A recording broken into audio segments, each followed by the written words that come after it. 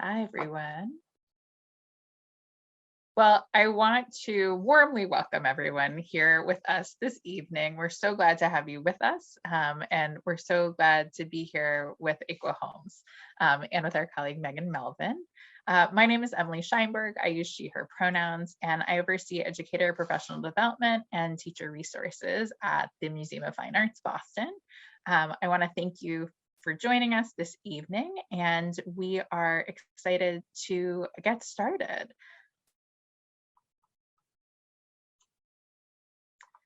Though I'm not physically there now, we would like to acknowledge that the Museum of Fine Arts Boston is in Boston, Massachusetts. Founded in 1870, the MFA stands on a site which has long served as a place of meeting and exchange among different Algonquin nations, including the Massachusetts. As a museum, we acknowledge the long histories of the land we occupy, and we seek ways to make Indigenous narratives more prominent in our programs, in our galleries, and that's certainly something that we take seriously in our teacher programs and work with educators and students. I want to note that this land acknowledgement is being actively discussed and reevaluated to be a more actionable statement that reflects our current commitments and collaborations. And I also want to note that you can learn more about the Massachusetts people who continue to be one of the many Indigenous stewards of this land by visiting massachusettstribe.org, and we'll put that in the chat.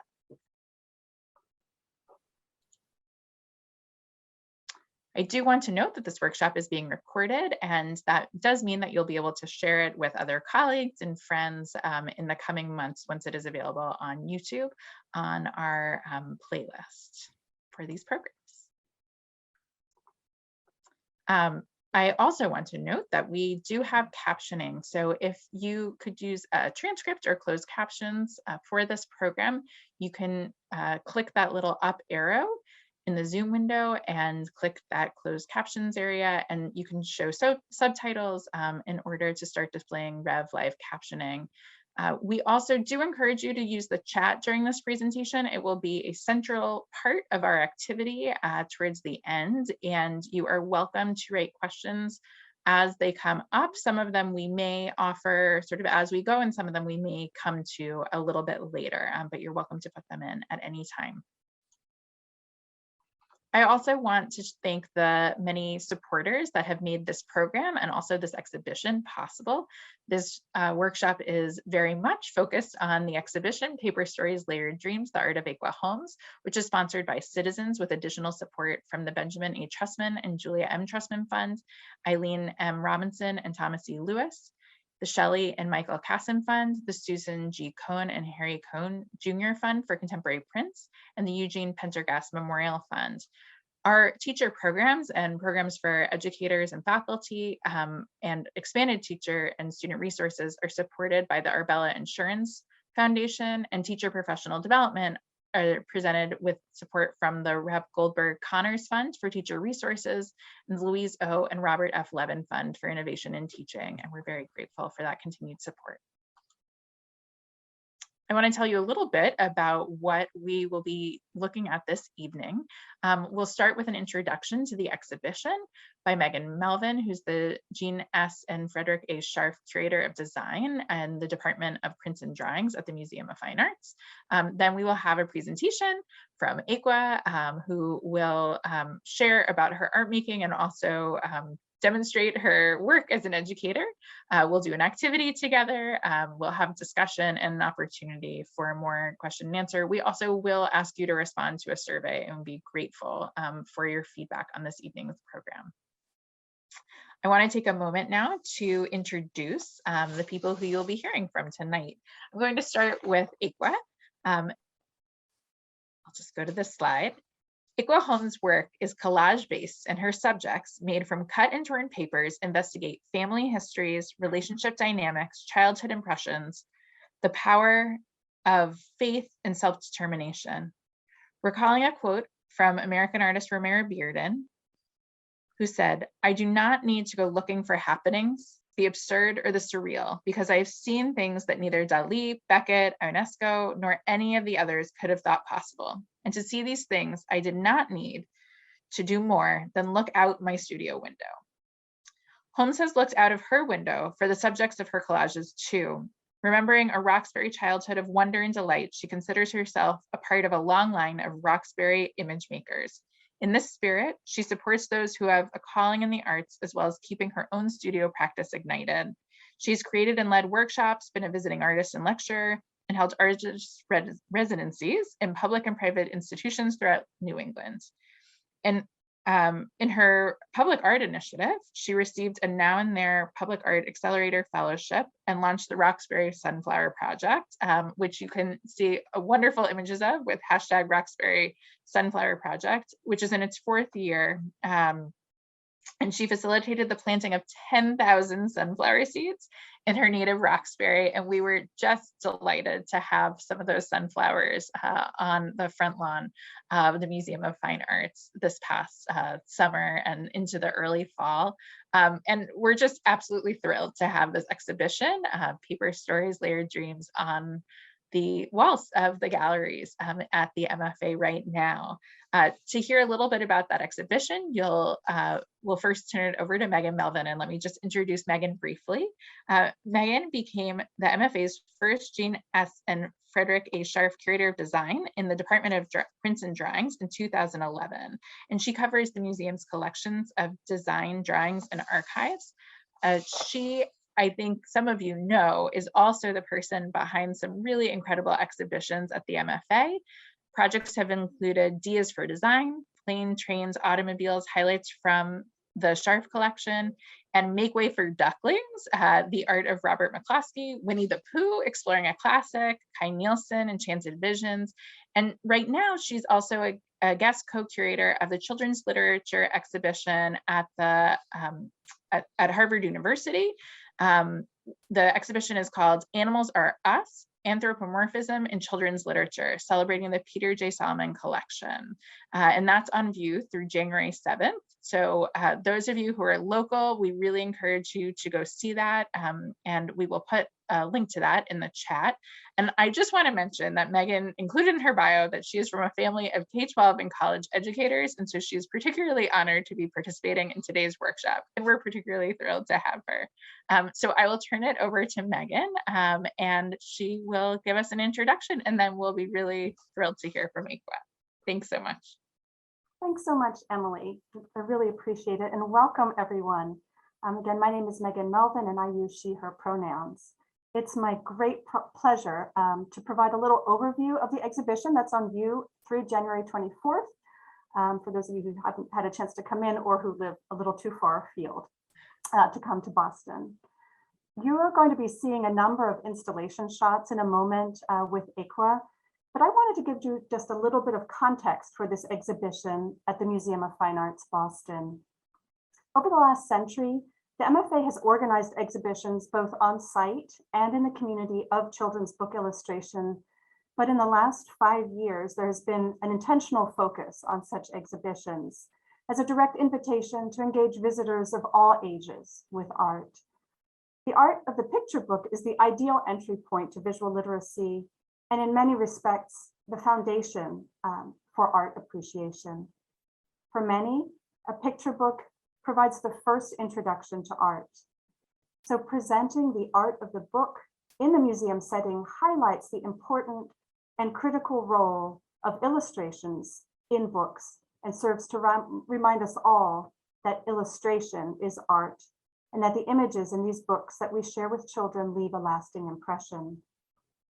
This exhibition, Paper Stories, Layered Dreams, The Art of Ekua Holmes, is part of a loose series of exhibitions here at the MFA, following on our 2016 version of the exhibition Make Way for Ducklings, The Art of Robert McCloskey, which was first organized by the Eric Carle Museum of Picture Book Art in Amherst. 2 years later, we hosted the immersive installation of Winnie the Pooh, Exploring a Classic, celebrating the art of E.H. Shepard. At the time, the director of the MFA asked me what was next. And while it had been wonderful to feature the works of McCloskey and Shepard, the change being embraced by this generation's publishing industry and children's literature is so important. So I expressed one of my deepest desires. Wouldn't it be wonderful, or dreams rather, wouldn't it be wonderful to do a show with Ekua Holmes, who's at the forefront of this shift? And just on a personal note, I had recently bought Out of Wonder for one of my kids' teachers and was just amazed by Ekua's art. And so thrilled to know that she was in Boston, and even more amazing, just worked up the street from the MFA at Mass Art. And so through some serendipitous connections, and I have to say that we have continued to have wonderful moments of serendipity throughout this project. Ekua and I met about 3 years ago, and she graciously accepted the invitation to have an exhibition at the MFA. And of course, little did we know that a pandemic was on the horizon.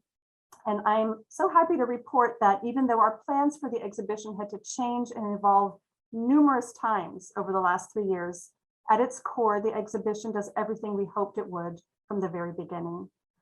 The exhibition centers Ekua Holmes' work in children's publishing of the last 6 years and is contextualized with select examples of Ekua's independent artwork from 2006 to the present day. Just a little bit of note, one of the portraits in the show was finished like the week before, before the installation, so it really is very contemporary art. And so after many discussions, we decided to feature 5 of Ekua's publications, or that she had illustrated, starting with Voice of Freedom, a biography of Fannie Lou Hamer, Out of Wonder, a book of contemporary poetry, Black is a Rainbow Color, The Stuff of Stars, and Saving American Beach that was published earlier this year. And Ekua will also now talk about a publication that's just come out in the last few months, Dream Street. The selected examples of Ekua's independent art highlight recurrent themes or subjects throughout her larger body of work. These range from portraits of children, real or imagined, to personal meditations on family, and are presented in such a way to create visual dialogue and an entry point to her current work in children's literature for visitors who may be encountering her work for the very first time. We wanted to create a space that was warm and inviting to all visitors, but was created first and foremost with children in mind. As a result, the exhibition includes, for example, a desk that belonged to Ekua's grandmother, where Ekua spent many happy hours as a child making art with supplies put together by her Nana. We've also included a case with some of the materials Ekua made or used for her projects, The Stuff of Stars, again, to underscore the materiality and physical process behind the creation of the art in these books. Again, by showing things like papers, scissors, crayons alongside the art, every visitor can respond to the invitation to create and to be reminded how simple the starting tools can be. One of the best developments to come out of the delays caused by the pandemic was the opportunity to work with 14 curators from the MFA's Curatorial Study Hall, a program for high school students in the area. Ekua asked if we could bring them into our exhibition process, and to my delight, we were able to make it happen. It has always struck me and others that children's literature, while carefully calibrated to young audiences, is created entirely by adults. By engaging the teens in our planning, we were able to bring their perspective and voices directly into the exhibition. We were able to meet with them in person, and the teens were able to spend time with the art before it was framed, and they were each able to select one of Ekua's publications and write the interpretation on the walls for the visitors. Their ability to connect with the art and the literature and to express their perceptions are phenomenal and add a wonderful dimension to the exhibition overall. We opened the exhibition with the words, "If art has the power to transform lives, the art in children's literature has the potential to change the future." With that in mind, it's my great honor to welcome Ekua to share her perspective and process with us. So thank you and welcome, Ekua. Hi, everyone. Give me a moment here. I'm going to share my screen. And share. Am I sharing? Yep. Okay. You're all set. Okay, great. Well, good evening, everyone. My name is Ekua Holmes, as you now know, and I want to thank Megan for a wonderful introduction, as well as Sophia and Emily for working on this presentation this evening. There are so many people to say thank you to that I won't attempt to do it here because I would probably leave someone out. But I want you to know that this exhibition has meant so much to me, and not just me personally, but also for the community that nurtured and cared for me and my dream so that I could reach this moment intact and living as an artist.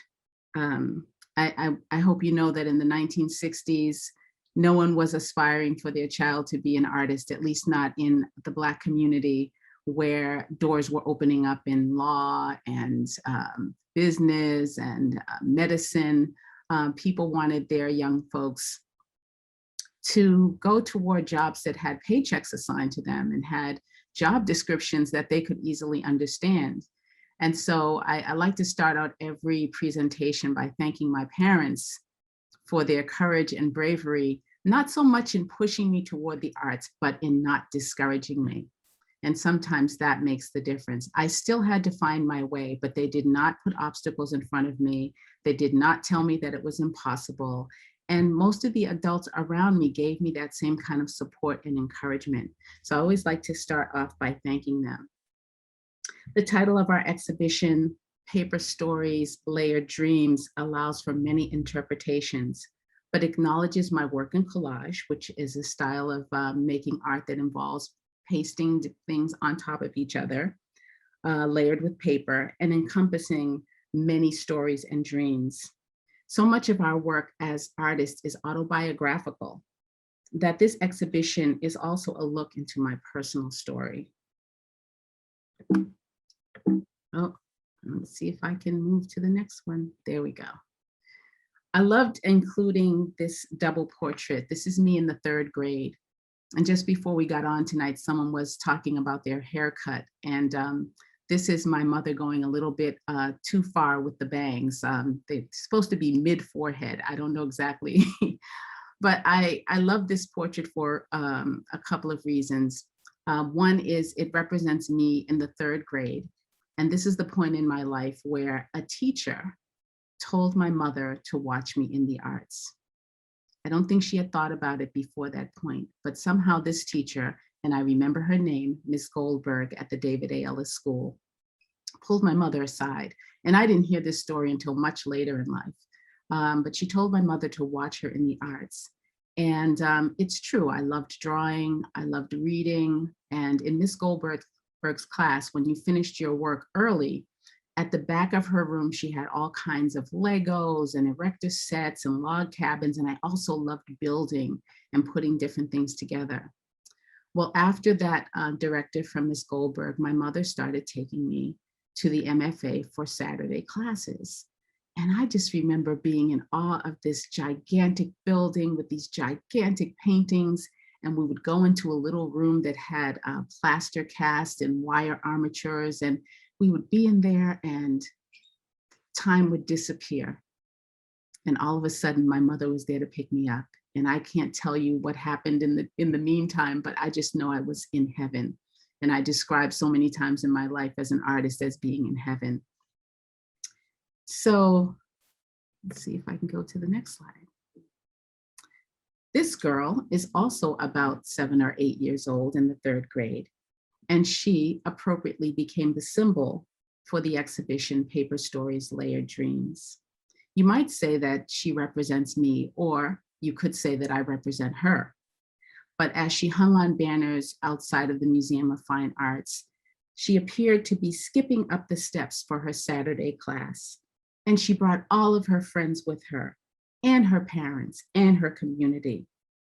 The title of this piece is Golden, and it's a nod to the yellow brick road that takes Dorothy home in The Wizard of Oz. But it's also a nod to Jill Scott's song, Living My Life Like It's Golden. And that is an ode to young women to center themselves first and pursue their dreams. And so this young girl is skipping her way and she's making the road as she skips along it, which is kind of what we do in life. Like, it doesn't happen in one gigantic step. We build it brick by brick, road by road. Dreams begin with imagination, often on paper, through writing, drawing, and then come into a formed and living reality. Here's the piece as it's installed in the show. Next to Golden is a piece called Matter of Time. an idyllic scene that I saw at the bottom of my street on the way to work one day. As Megan mentioned, maybe it wasn't Megan, it might have been Emily, mentioned about the Romary Bearden quote. And I think it's so funny that we're always talking about these windows that we're looking out of or into. But I saw this at the bottom of my street, and I pulled over and asked this gentleman if I could take a picture. Now, this was long before digital cameras and camera phones, and I happened to have a disposable film camera in my car. And I snapped a picture of what seemed like such an idyllic scene. Maybe a father and a son, maybe a big and little brother, an uncle and a nephew at a local bus stop. I didn't even ask them. It was 6 o'clock in the morning and they looked like they were still waking up. But I saw this tableau and I felt like there was something special about it. The photo wasn't that great, but this is the artwork that came from the story of that photo. And it's turned out to be something that so many young people can relate to, even though there are no facial features. A friend of mine showed this to his grandson and he says, well, who's this in the picture? And the grandson said, that's you and me, granddaddy, without hesitation. So there are idyllic stories and human stories that sort of transcend whether it's my face or your face on it. It just tells a story.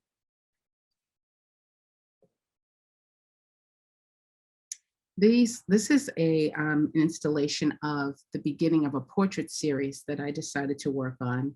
Initially, it was going to be 12 images. I think I've gotten to 5, and 4 of them are in the show. But here are 2 that I feel sort of speak to each other. One is called Idol of the South, Root of Jesse. And the other on the right is called Sufficient Grace, Miss Ivy Beckles. And they're both from about 10 years ago. Both of these are archetypes held in the Black community's collective unconscious. And people have often asked me whether or not these are in fact their relatives or community members. In my mind, they share traits of grace through faith, strength through endurance, and love through God. Like the other portraits, they are made of found papers and fabric and objects, and may contain suggestions and influences about what their lives might have been.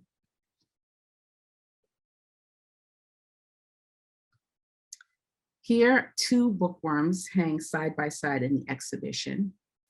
They're similarly children engrossed in reading, but they were created 10 years apart. Girl Literature on the left was a series about girls. There was Girl Curiosity, there was Girl Literature, and another open series that I feel like I'll keep working on that until I leave the planet. Years later, the idea that boys don't read came across my internet, and I had seen this boy in a health center waiting room. I positioned him in his own personal library in the story. And as you might see, when we get a little closer, that his stack of books isn't just children's books, it's adult books. And I don't know about the rest of you, who many of you probably love reading also, but I was also curious about what adults were reading about and talking about. So sometimes I would take those books out in the library and take a look at them. Girl Literature is created in honor of a beloved librarian from Roxbury, my Aunt Barbara. Her name was Barbara Elam, and she was never at a loss to recommend a book to a child or an adult. She trained the librarians for Boston Public Schools, and many are indebted to her for opening up a door to new worlds professionally and personally. This girl is flanked by pages from 3rd grade readers of the type that they had when I was a girl, easily found today in thrift stores and flea markets, but that represented the world we read about as children in the 60s, a world that did not include Black children.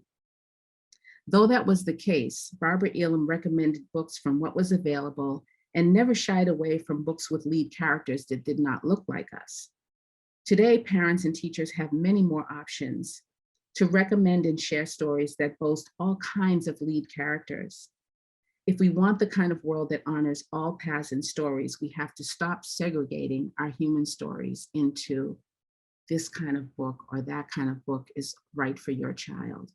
These stories are universal stories and they should be shared with everyone.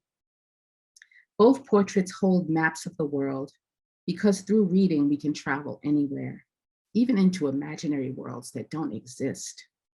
A young mother purchased the original Precarious for her young son to remind him that the world of literature belongs to him, but also to reflect him as he explores that world. Many of the images that we just reviewed ended up as the inspiration for my latest project, which I completed with my cousin, Trisha Elam Walker. Barbara Elam was her mom, and I went to their house every day after school. In a non-traditional sequence for bookmaking, I sent her images first, from which she crafted this beautiful introduction to a place called Dream Street, the place where we grew up. These works of art created over the years now rest in the arms of a story, and maybe a child's first introduction to the art of collage or of creating a story about their own lives and adventures. Many have said that this book dismantles stereotypes about what a Black neighborhood is. That's wonderful, but it was not our intention. Our intention was to tell our truth and share a part of our precious origin story. It's the story that does the work. Dream Street encompasses places and spaces and characters that made up our neighborhood. It's so specific that it can become universal in scope. What is your dream street? Where is your dream street? I put up this slide because I stumbled upon this because I had heard the quote, "We build our temples for tomorrow, strong as we know how, and we stand on top of the mountain free within ourselves," by Langston Hughes. When I researched it, I found that he had written about this racial mountain that Black artists had to always climb, and that we weren't climbing it for the purpose of breaking down stereotypes or convincing anyone that we were beautiful or worthy, that we already knew that. But that as artists, we sometimes get pushback for dismantling stereotypes. But in the end, we're true to our work. We are human beings, and we have the range of human experiences, and our work, those are our temples for tomorrow.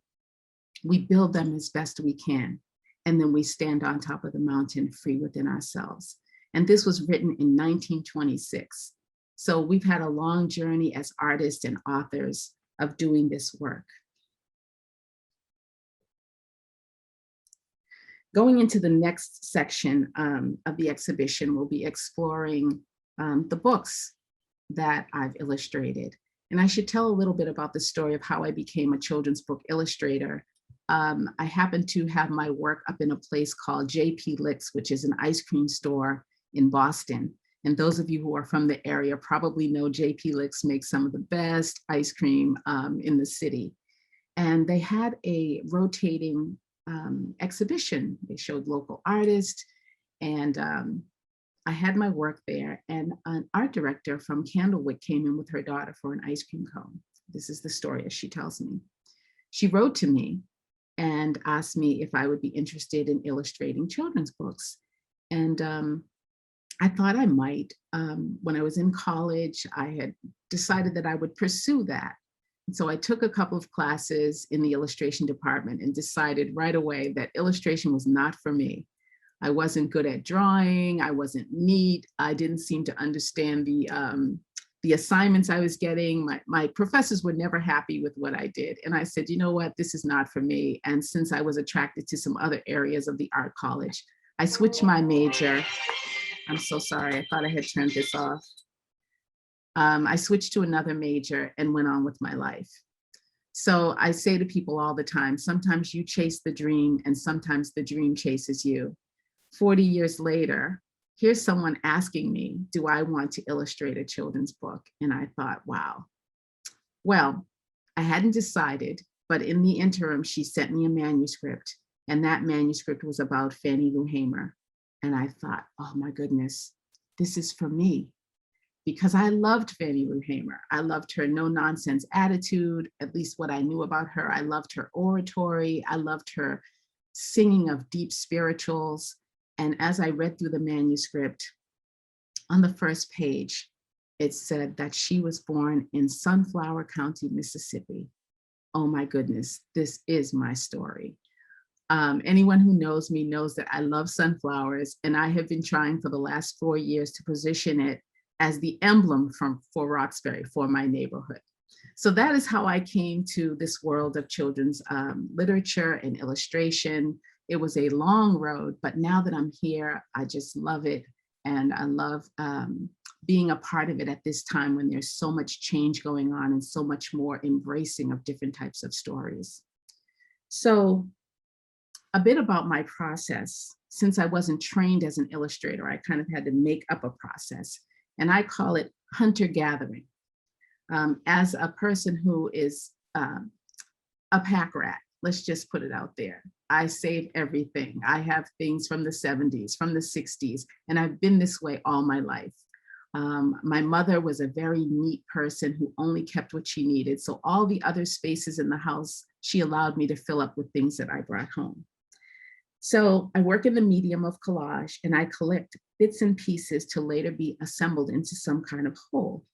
That might be tickets, cards, greeting cards, lace, other fabrics, transfers, wrapping paper, old ads, magazine pages.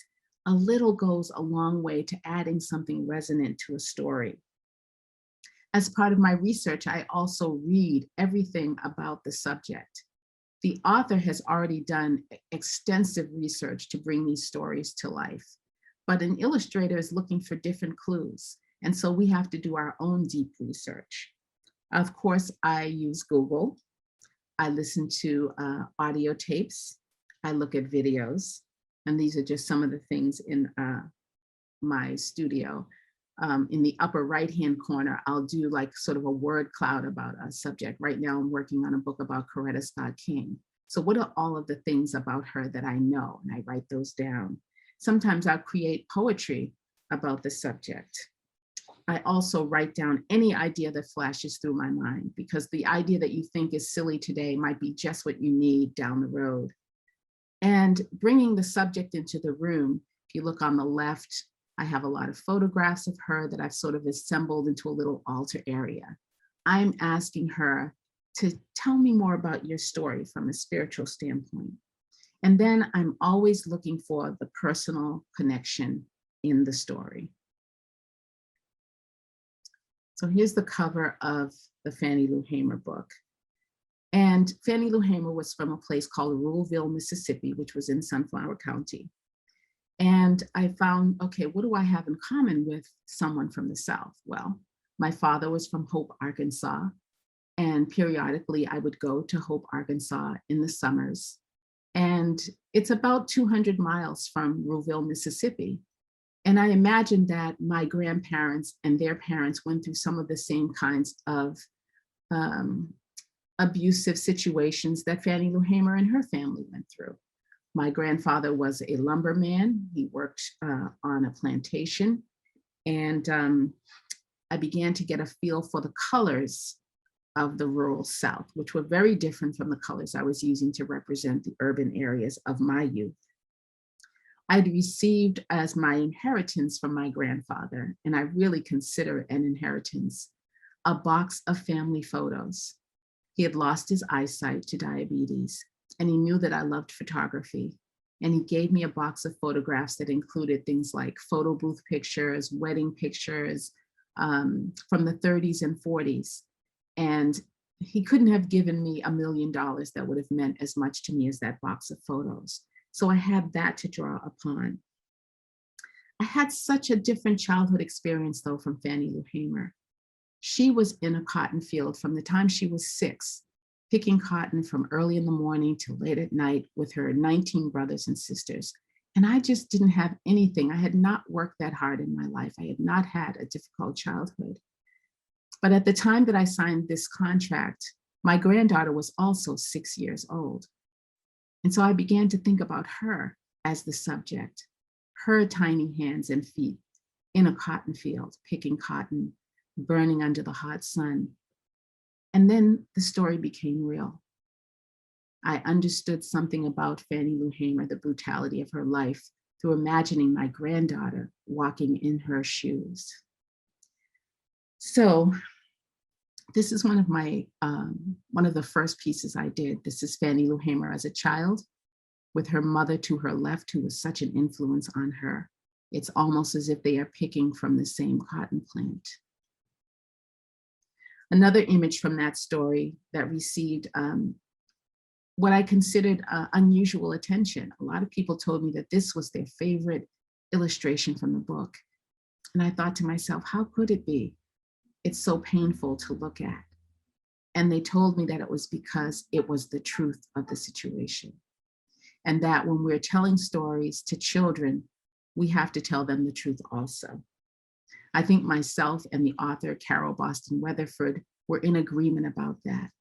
We want to tell our children the truth about our history, about our country, and about the things that we as human beings have done or allowed to happen.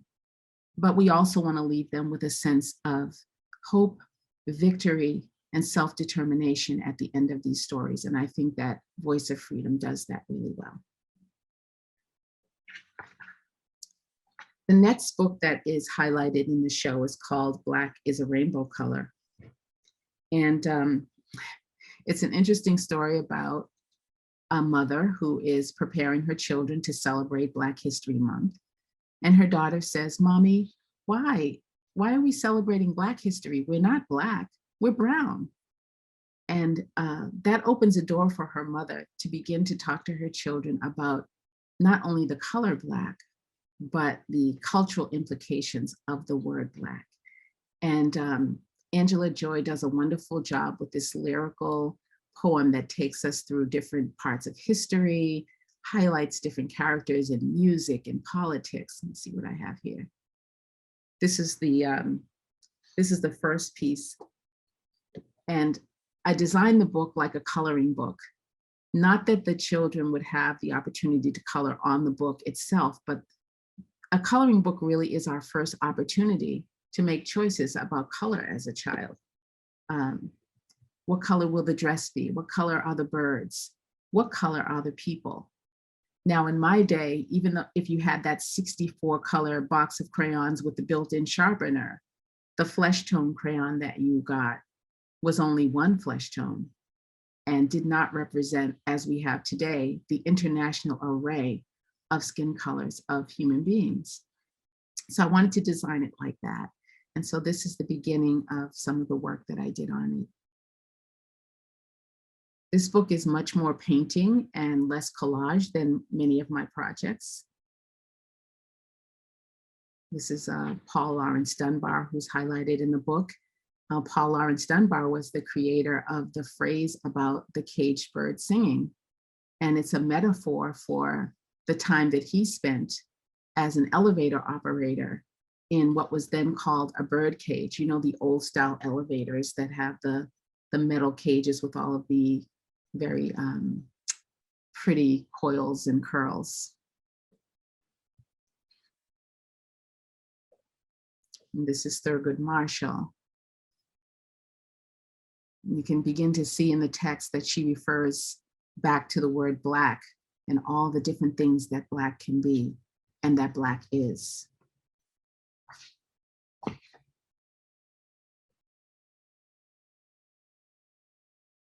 Now, this book was not featured in the exhibition, but I wanted to share it for a couple of reasons. One is it's the first book project I've been involved in that's been translated into Spanish, and I'm so excited about that. As you can see, the translator, their name is also on the cover because a translation is a particular art form to turn English words into meaning in Spanish. Barbara Jordan is the character that's highlighted in this book. She was from Texas, and Texas has a lot of Spanish-speaking citizens. But one of the reasons, oh, what did I do wrong here? There we go. One of the reasons I wanted to include this book in the talk tonight is I wanted to bring up my granddaughter again. She is my muse after all. And many times I ask her questions or ask her to pose for me. And in this particular first spread in the Barbara Jordan story, I asked her to show me how she would stand to project confidence and self-esteem and self-love.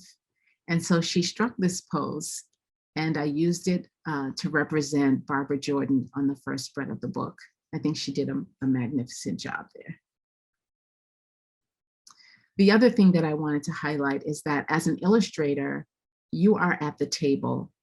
When I first began illustrating, my first meeting with Candlewick, I thought I was going to come in and they were going to give me a list, okay, so we want a little girl with a red coat, and then we want her standing in a field with a cow.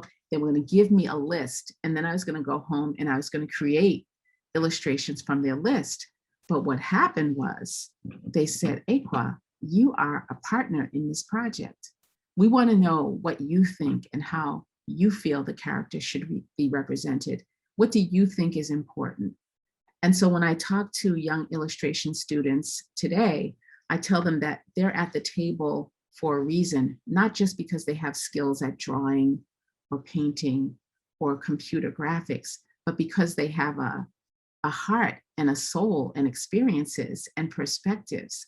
And that is something that I hadn't anticipated. So in this book, what do you do with a voice like that?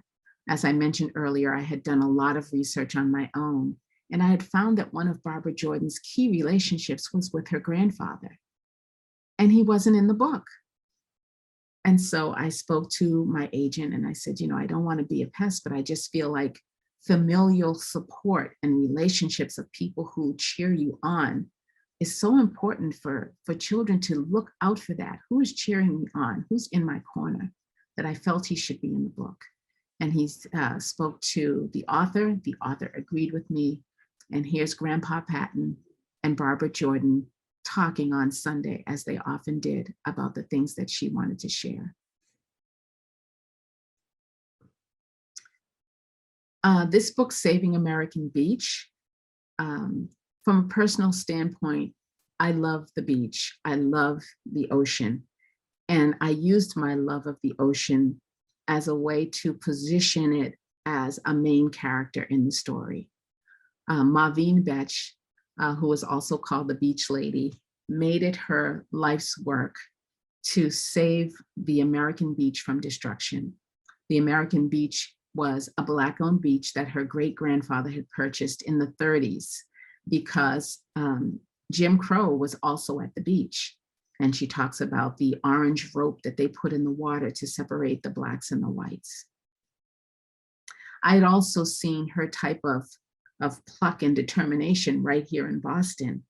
Unstoppable women like Ruth Batson, Elma Lewis, and Anna Bobbitt Gardner, women who created institutions where there were none. And also women like my aunts and my mother who moved mountains for their children. I could also draw on the emotional experience of living in a city where house by house, our history is being displaced. Some people say erased.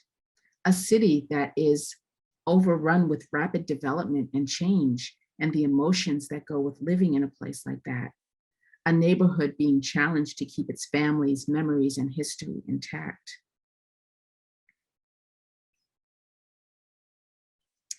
This is her and her great-grandfather surveying the beach, the calm, beautiful waves of the beach, the big sky where your problems float up and just disappear into nothingness.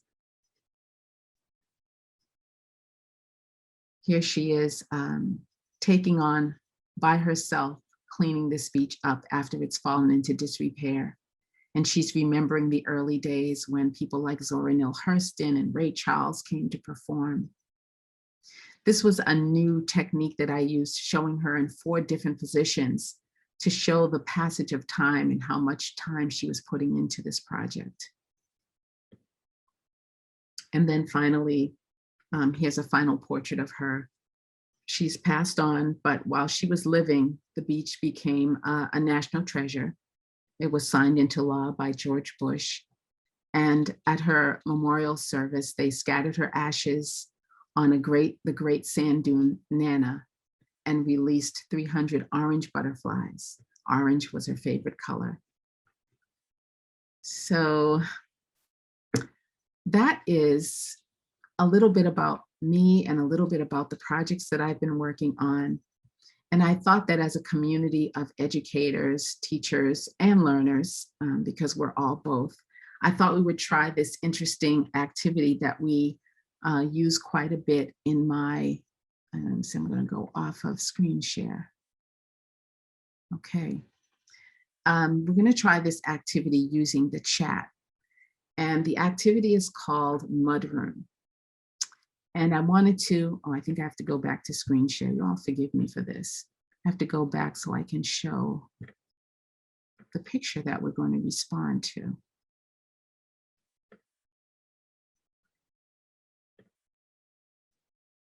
Okay. So is everyone here familiar with how to use the chat? Awesome. Okay. So this exercise is called the Mudroom. And we use it with the Center for Art and Community Partnerships, where I work at MassArt and run the Spark the Artmobile program. And it's a great way to check in with each other without obviously everyone having to have a conversation. So using the chat, I'm going to put up an image. And this is our image that we're going to respond to as artists and authors tonight. In the chat, I want you to write down words and phrases that this image evokes for you. I don't want you to hit return. I just want you to type in whatever thoughts come to your mind, what bubbles up for you. And I want to take about maybe 3 minutes to give you time to really look deeply into this piece. When you come to the museum, I know you spend time looking deeply into the artwork. I've been fortunate over these last few months to be in the museum when no one else is there, which is a completely different experience. But this is a matter of time. And I want us to share our thoughts about it in the chat. So does everyone, I can't see you guys, but can you show me a thumbs up that lets me know that you're with me on this? Okay, I see one thumb up there. Awesome. Okay, so we're going to start now in about, let me look at my, it's 5:18, so let's say at 5:24, we're going to check back in. If you want to go off screen to do it, you can, but just notice things about the piece, patterns, colors, expression, position, things that stand out to you and that are telling you a story. Okay? All right. I'm going to do it with you.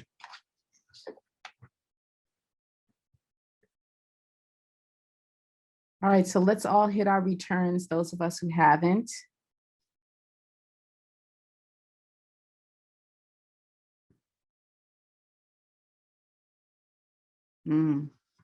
So just sharing a couple from the bottom.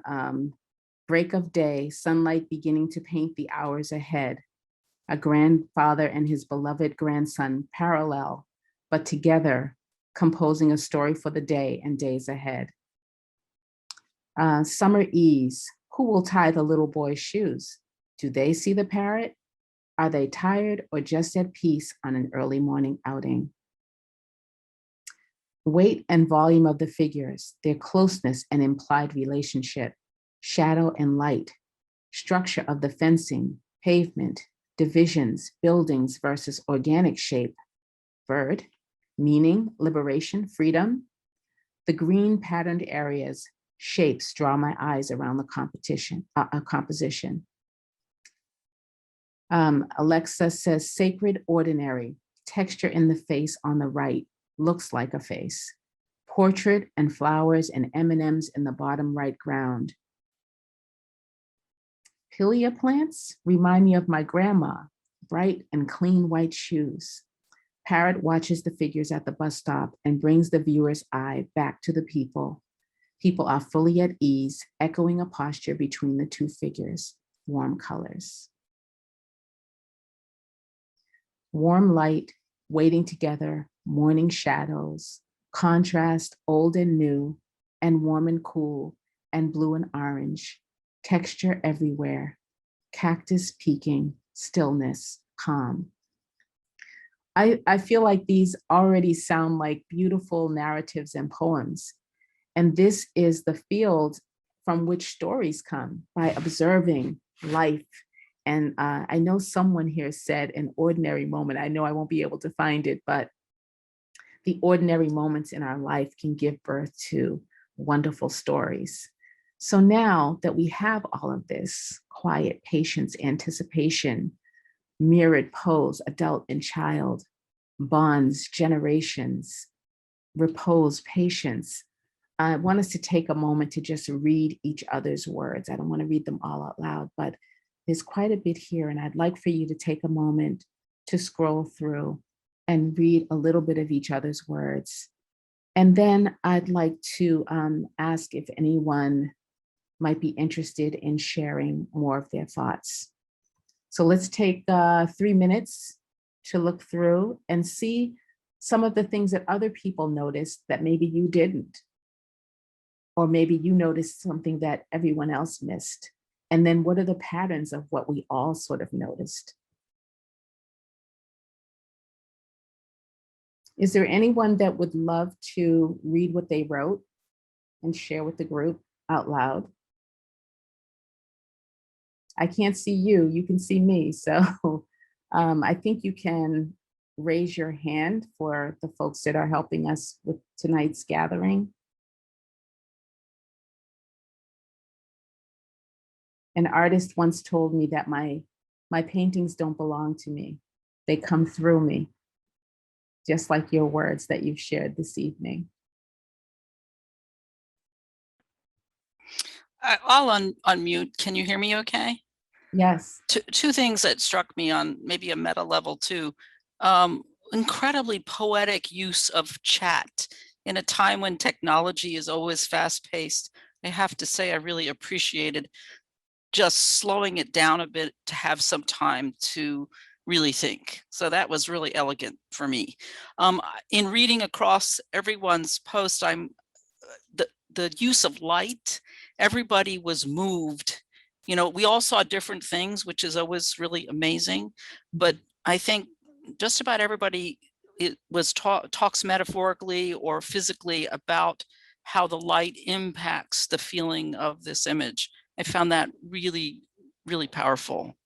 And again, to open up the space where you may not have seen things and other folks attending are seeing things. So that's what resonated with me. Thank you so much, Michelle. And I also noticed that sometimes people see the same things, but the way they're talking about them is different. Someone said mirrored pose. Someone else explains that differently. And so we all have our own form of poetry in how we use language. I think that's really beautiful to see here as a community. Someone else.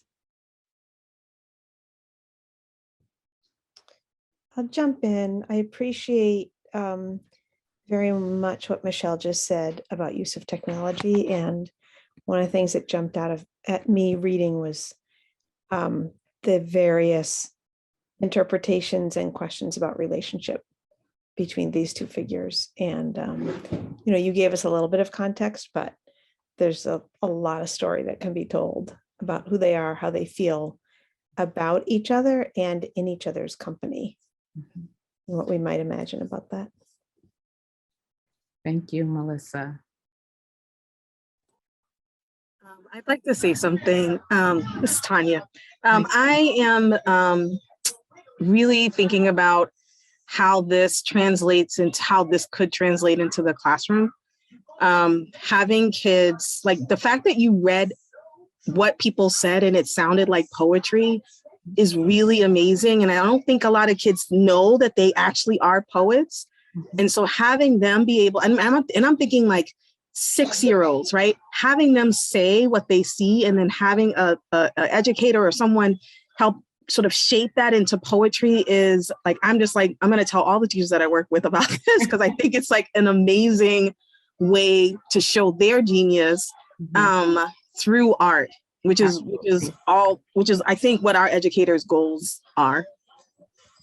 I agree with you wholeheartedly. And Tanya, I first did this exercise with a group of children in, I'm going to say Atlanta, but I think it was another southern city. And we looked at a piece of art And we made a list of words to go with this piece of art, responding to this piece of art. And then we made poems. We made not just haikus, but we wove it into something together. So we collectively made the poem. I've done it in cases where I've had one person do the first line. You come up with the first line. The boy in the red shirt, somebody else comes up with the second line. And people get to choose whether they want those lines to rhyme with one another or not. And it's almost always so beautiful.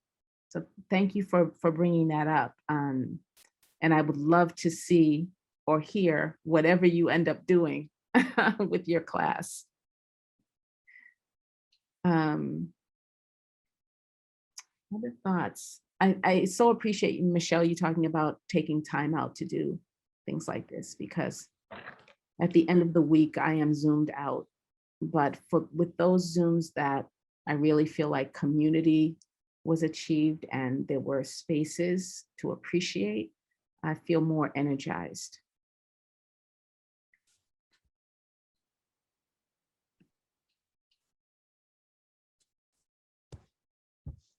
Hi, I'll say something. I was just thinking about, like, I hadn't really noticed how the little boy was mirroring or repeating what the older man was, and how that just shows respect, and how, you know, how much he wants to be like the older man. And so like, I'm just thinking about how that's a great, like, you know, you repeat something, you use repetition and pattern in order to show what's important. And here, what's important is that relationship. And even just like thinking through the, like, Tanya's poem and thinking about a poem, like, what would you could do that with a poem too. Let's write a poem, but what can we repeat with the words? And then what can we repeat in our art to show what's really important to us? Love that. Love that. Repetition is so much, or at least it was so much a part of learning. In my era, if you think back to like Dick and Jane, it was all about repeating the words, shifting them around a little bit and repeating them more. The things that are embedded in us, you know, Christmas carols and the alphabet song and those kinds of things are rhythmic and repetitive. I think it's a powerful tool, Beth, and thank you for bringing that up.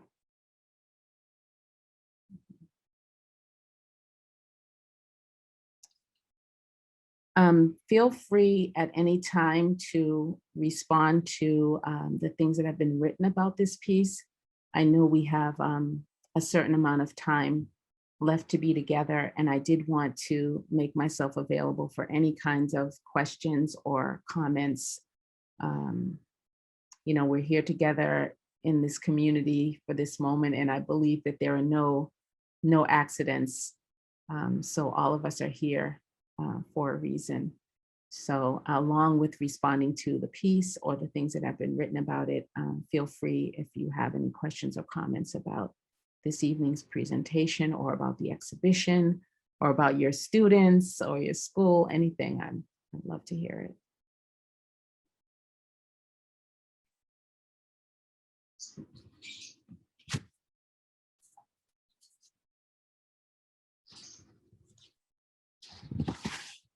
And we still have 20 minutes, so we have a good amount of time to hear questions, to share ideas. I would say also, if you've used Ekua's work in your classroom and want to share about that, or want to think about how, you know, you're teaching college students about it, how you're working with it, we're open to hearing that too. And I'm just going to read out what Leslie wrote in the chat here. The idea that illustrated books are the first exposure to art is so obvious, as she says, but I'd never thought of it and this way in which that can really be an entry point. And is certainly something that Ekua takes very seriously in the work that she does and how young people are engaging with it. I'm going to answer Tanya's question and then I'll turn it back over to you. Right now, we do not have school group visits, though small groups of students can come in through the main entrance. Happy to talk to you about it more, Tanya. I see something in the chat from Susan about picture writing. And Susan, I'm not sure what picture writing is, but initially I was going to talk about ekphrastic poetry, which is writing about a work of art. And it sounds like that might be what picture writing is, and that's a lot easier to pronounce than ekphrasis or ekphrastic. So I don't know if you want to tell us a little bit about it. I see you put it in the chat, and then I see Tony's hand up as well. Yeah, Tony and Evie both have hands up. Do you want to first talk about picture writing, and then we'll get Tony and Evie? Susan, could you share with us about that? I know you say you don't have a one. Oh, you don't have Oh, a that's one right. at all. I see. So I thought here we go. okay. Well, we'll have was to just put that one up. You make a picture, then you write about it.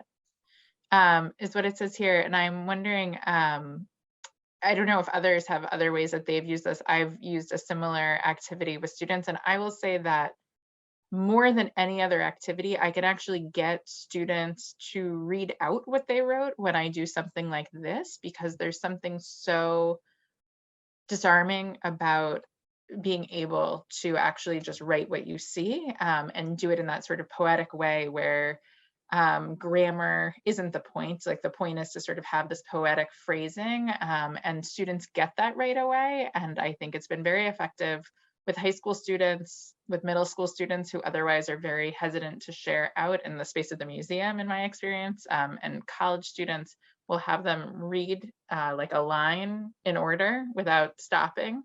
Just each person has to read a little something, and then you get sort of what you were talking about, Ekua, but without them like realizing that they're building off. So that's just another idea to add.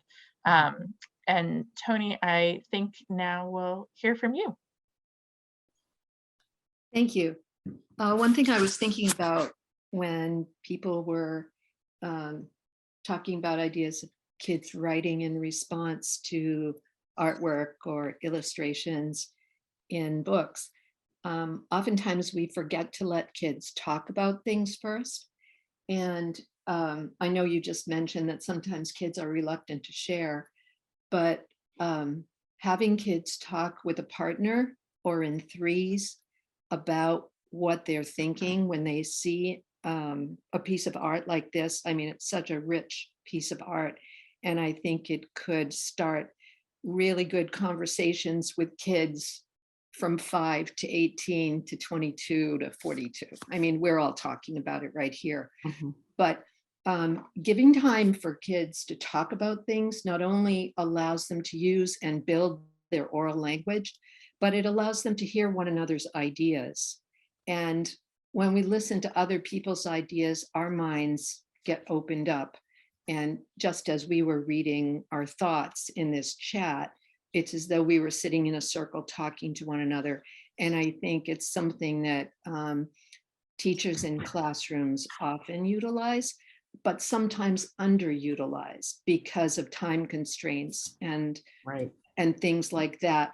So I think the importance of building and developing oral language around art or around a common topic to talk about can be really enriching for kids and allow them to hear one another's voices. And thank you so much for that. And also adding to the fact that talking to two people is different from talking to a whole classroom full of people. And so, you know, the story circles, a sort of more intimate space, allows more reluctant speakers to feel comfortable and then be able to share out. Yeah, absolutely. Beautiful. Evie, I think your hand is raised as well. First of all, I wanted to say thank you to you, Ekua, for being here and sharing so much with us, and to the MFA for having this incredible show of your work. I've been a fan of yours since JP Open Studios, and very excited to see this exhibition, which I just love the exhibition. What you did with us today made me remember that the more you look at something, the more you see. And your comment about this kind of activity, you know, makes me think about how nice it is for our students to have something so rich to look at, because with your layered work, there's even more than in some other types of artwork. There's even more to see the more you look.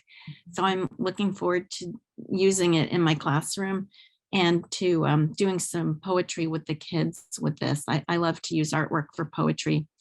And this is just, I think I might use a page from Dream Street. So thank you so much. Thank you, Evie. Thank you so much. I recognize your name, but of course your pictures are only about this big right now. So I'm not sure, but I definitely recognize your name, and I thank you for your comments.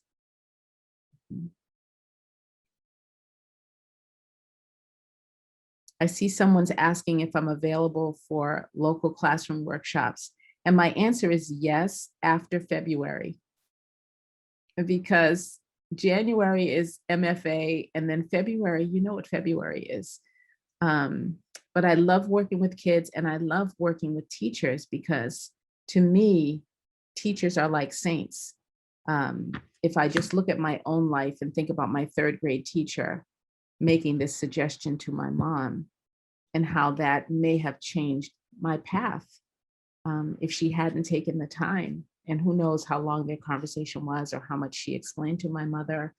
When I think about my Aunt Barbara, who was a teacher in her own right as a librarian, and how we went to the library every single week to get books, and she made sure that that was a right of ours, maybe I wouldn't be doing what I'm doing today. So I think teachers are in such a unique position, and your observations about your students. In fact, one of the things I was going to suggest to you all is that you write a haiku about each of your students. Because I know you look deeply at your students already, but having to write something that's not sort of like a report or a report card, but something more poetic might be an interesting exercise for a teacher.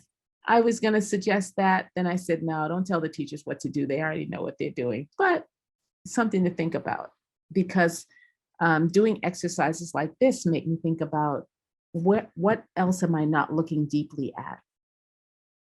What else am I just skimming the surface of, due to things like time constraints and fitting into rules and regulations of our society?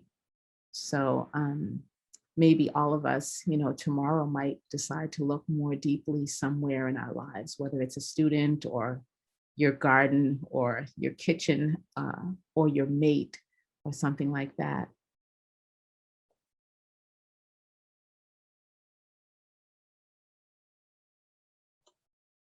Mm-hmm. And I see in the chat this wonderful note here from Alexa about just having taught with your work. And I also see a question from Emily.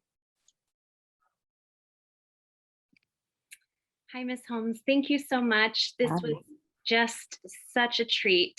One of the great things about the MFA workshops is that as teachers, we get to be taught, and we get to learn so much about ourselves through these workshops. And I feel like every time I read one of your books, I learn about myself a little bit more, but I also learn about America and our community. And in celebration of your exhibition this fall, I created a classroom website. And for the third grade, I'm a third grade teacher, so I love your shout out to third grade teachers. And I really what I love about third grade is that it feels like it's the first time that students wake up to the world around them at 8 and 9. And they really do start to see the special talents that they have and the gifts that they bring to the world. And when we can spotlight it, it does have a lot of meaning in their heart and in their future.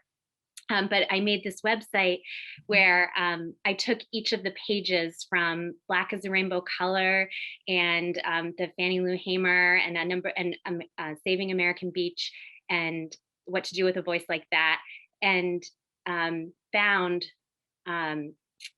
clips from you speaking or the author speaking, but then also, especially with Black is a Rainbow Color, there was just so many layers, again, those favorite, the layered dreams of American history on each page. And I just think of the one page with that's just feet walking on the sidewalk, Mhm. and the choices that you made for the pieces of paper that you use, like scrap paper from articles about the bus boycotts, that when the anniversary of the Montgomery bus boycott came around, they were like, it's just like in Black is the Rainbow color. So it was just so wonderful that it gives such like a visual touch point, and also a connection to American history and to local history. So I just want to thank you for making such rich work and adding such an incredible layer to the words that the authors gave to you. So I'm just so grateful. Thank you. Thank you, Emily. That's wonderful. Thank you so much for that. Somebody said to me that in that particular image, they saw that as us putting those things at our feet, those things that had marred America, putting them under our feet. And I had never thought about it like that, even though I created the illustration, which just goes to the power of, you know, each of us has insight and a voice outside of the artist and the author. It's an open circle. It's not a closed circle, these projects that we do. And when I spend time with people like you, with educators, with parents, with students, I'm always enriched because someone is always seeing something that I didn't see, or shedding a light on it in a different way. Melissa. Thank you. Thank you so much for being with us today. And I kind of just want to give you a heads up that I work in the early childhood department in Boston Public Schools. Some of my colleagues are here from, I think, mostly older grades, but I'm in curriculum development, and we are always looking for ways to raise up the experiences and impressions of children right here in Boston. So the heads up is we're going to be reaching out to you because there are so many connections to the curriculum as we've already written it and ways to expand it. So you watch for us. We're eager to collaborate. Even with sunflowers, they study pollination in the spring. I mean, that's a whole nother. There's a whole nother thing. Yeah, absolutely. Thank you so much. Thank you, Melissa.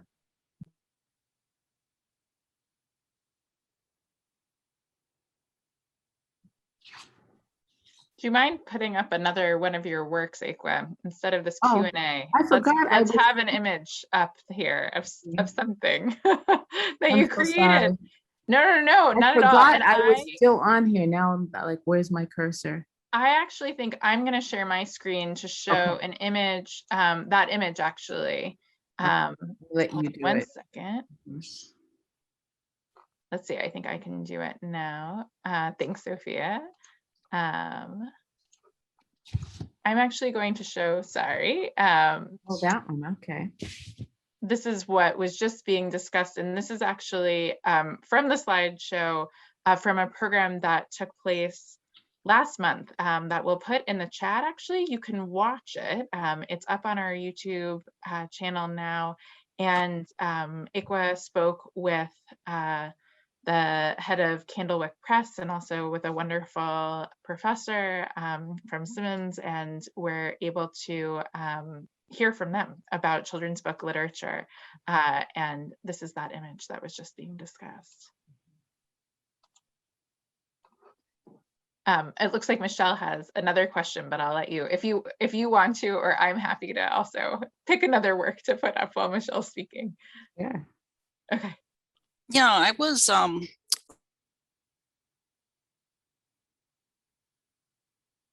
You're muted, Michelle. Thank you. I work with teachers and preparing teachers, art educators, to go into the field. And as you can imagine, this is a difficult time. And I'm just excited that young people are still passionate about teaching. And one of the things that I'm reminded, because we work with visual materials, is the power of collage.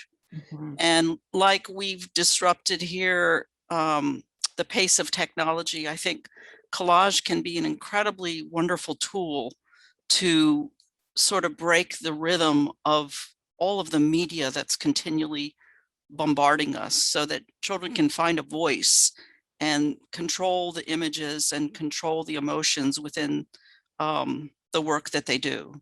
And it's accessible. So that just, I know that I had forgotten it, and seeing your work and hearing you speak reminded me of that today. People often ask me why I work in collage. And I think, starting out in a household where, there was no paint and brushes and canvases and things like that, although my mother did get me paint by numbers at a certain point, it's a very democratic, very grassroots art form. Anybody can do it. Anybody that's got stuff and got a way to attach that stuff to a surface that can be rearranged and overlapped and things like that. So something that we've started doing, I might have mentioned Spark the Artmobile, which is the mobile arts program that I direct for Mass College of Art, is we've started printing on adhesive paper so that children and adults don't have to wait for things to dry. They can cut the shapes out and peel it off and stick it. And it's given us a whole new world of accessibility for making collage, which when I do it, I use glue and I have to wait for it to dry. And then if I put the wrong kind of glue on a different kind of paper, but with this, we can print fabric, we can print textures, we can print text, and then people can just cut the shapes that they want to cut. So that may be something that might work in the classroom. I would imagine that it would, if you don't have all the materials to do a traditional collage, or if you want kids to work fast. Sometimes it's nice to put a time period on something. You've got 2 minutes to make a collage about the Mexican border and what's going on there. And that way, we don't get in our way overthinking things. And with the adhesive back paper, you can move really rapidly. Those are good warm-up exercises for the visual arts, because people who don't consider themselves creative or artistic, don't give them too much time to think about it, because they'll talk themselves out of it. But if you just say, hey, 2 minutes, I want to see something, then a lot of times that breaks the barrier, and then getting the feedback on what they were able to do in those few minutes, that positive feedback has real value. And just to, go back to the haiku about your students, how would you feel if somebody wrote a haiku about you and presented it to you? Just a thought.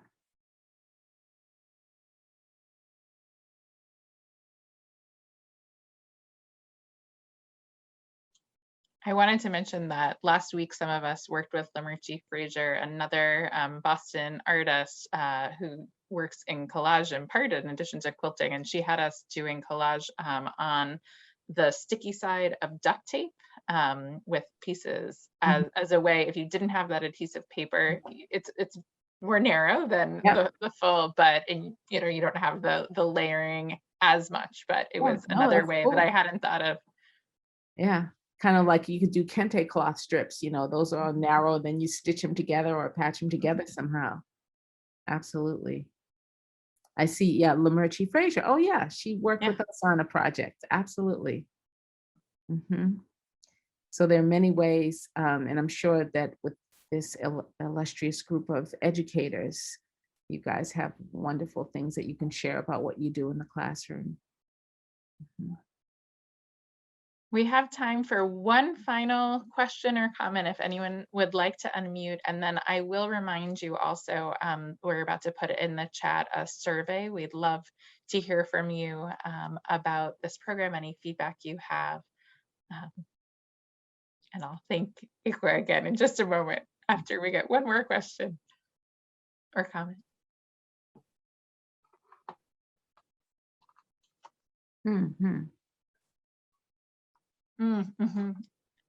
In the chat about washi tape, and also that sort of thin masking tape, something people use.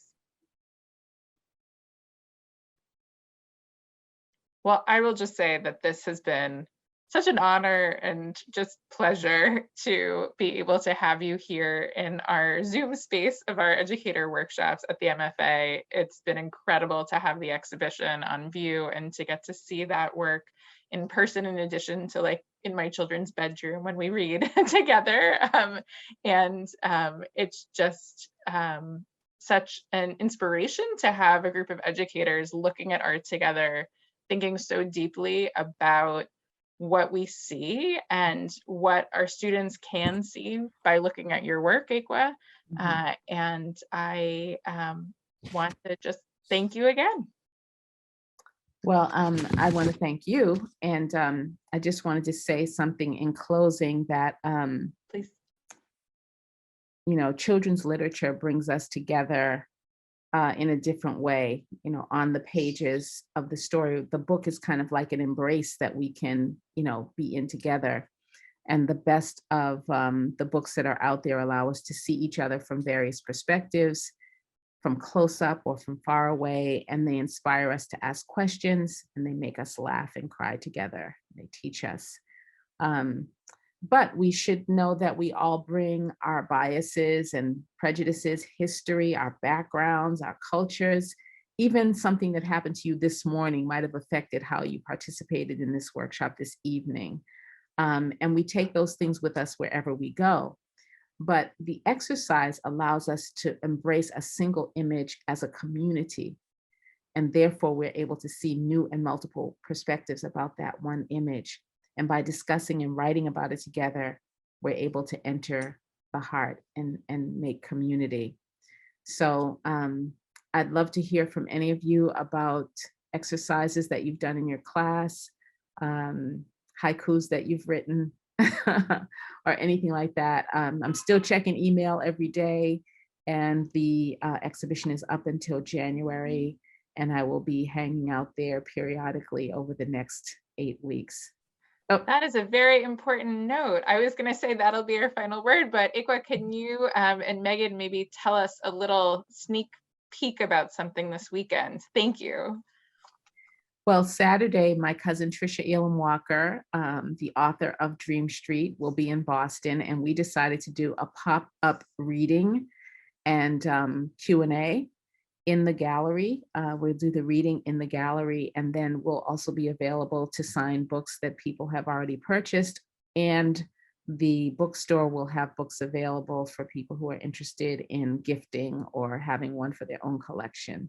So it's be Saturday from, actually, I put it down for 2 o'clock that we'll actually be there. I think we're doing some signing of books before that, but we'll be there. And we'd love to meet you, see you,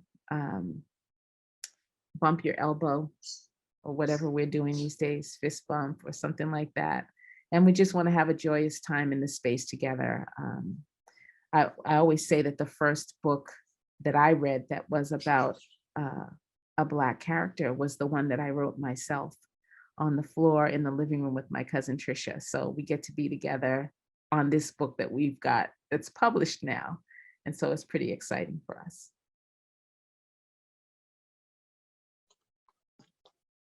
Thank you so much.